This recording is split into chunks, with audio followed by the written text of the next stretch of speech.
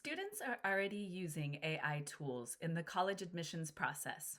University admission offices are starting to catch up, and if you are an independent counselor, it's time to think seriously about your own policy if you haven't done so already. This isn't just about staying relevant, it's also about serving your students ethically and responsibly. I'm Emily Pacheco, and I've worked in higher education for over 20 years, with a focus on domestic undergraduate recruitment for the last 7 years. My background also includes international education and immigration advising, which shaped my understanding of access and student support on a broader scale. I currently serve as the Associate Director of Admission at Case Western Reserve University, and I am also the founder and chair of AICA, the AI in College Admissions Group. This is an organization recognized by NACAC as a special interest group. It is a professional community of educators and admission leaders working to understand how AI is showing up in our field and how we can use it responsibly, ethically, and in service of our students. AICA started out as a small conversation among people who were asking, how is AI actually showing up in the college admissions process? Now it's grown into a national community of educators, counselors, and university professionals who are trying to figure this out together, ethically and practically. We host various webinars, build resources, and share examples of how AI is being used responsibly in our field. My focus isn't on promoting AI for the sake of it. It is about access, equity, and helping students navigate a system that's changing whether we like it or not. And I truly believe that independent counselors have a unique opportunity to lead with clarity, compassion, and transparency. But in order to do so, we need resources and opportunities to better educate yourselves.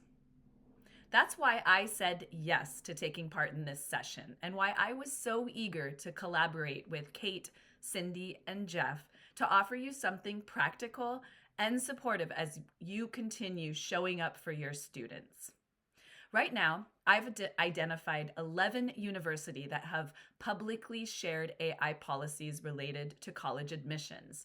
These are real, tangible statements designed to help students understand what's allowed, what's not, and how to engage ethically with AI during the application process.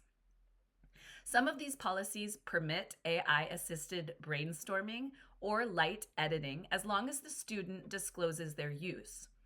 Others draw firmer boundaries and go as far as to ban AI from the process entirely. The truth is, there's no consistent approach across the board right now. Every institution is navigating this on their own. One policy that I'd like to highlight comes from Caltech. It includes a line that I appreciate. If you are still wondering whether your use of AI in crafting your application is ethical, ask yourself whether it would be ethical to have a trusted adult perform the same task. What I like about this is that it acknowledges the complexity of AI without pretending that a single policy can cover every possible use case. Instead, Caltech points students back to something they already know, reaching out to a trusted adult when they're unsure. It's a reminder that college counseling has always been, at its best, a human-centered process. And while AI can definitely be a helpful tool, it doesn't replace the value of human guidance. In fact, a thoughtful adult using AI with intention can be far more powerful than either working alone. That's the balance that we should be aiming for, especially as we think about how to equip students with the judgment and support that they need. I'm also starting to see this awareness grow within high school college counseling offices. Both public and private high schools are beginning to develop policies that guide how students can ethically and responsibly use AI in the college admission process. These aren't general classroom policies. These are policies that are specific to college counseling. While still relatively rare, I believe that we're going to see more of these in the coming months and years as student use continues to expand and as more universities release their own admission related AI policies. The landscape is shifting, and high school counselors are starting to respond. These are very small steps, but they're also powerful. They give students permission to ask questions, seek guidance, and begin building the skills that they need to use this technology responsibly. Now, here's where it comes back to you. As an independent counselor, you might be the only adult a student talks to about their college essays. So when they ask, "Can I use ChatGPT?" or "Will colleges find out?" what are you going to say? Without a clear policy or statement, it's easy to fall into silence or guesswork. But if you write out your position, something simple that explains how students can ethically use AI and where your boundaries are, you'll not only protect your own practice, you'll also empower your students to make smart choices. Your policy doesn't need to be long. It needs to be clear, responsible, and student-centered. Here's the truth. Banning AI isn't just impractical at this point, it is also not ethical. AI is going to be a part of your students' academic and professional lives. It's already shaping the way that we communicate, the way that we write, the way that research is done.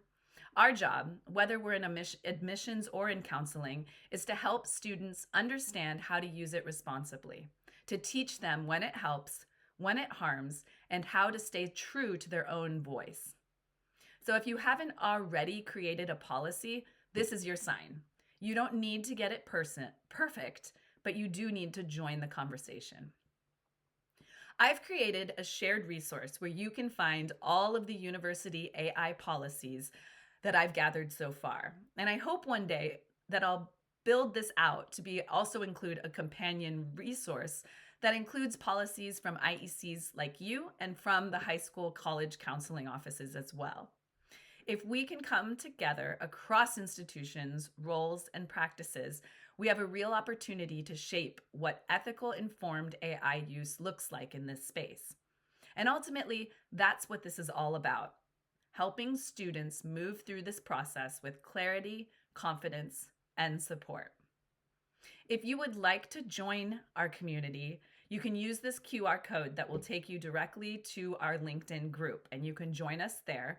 Also, I encourage you to check out our website, edhub.ai, for additional resources and also where you're going to find our calendar of webinars and other events.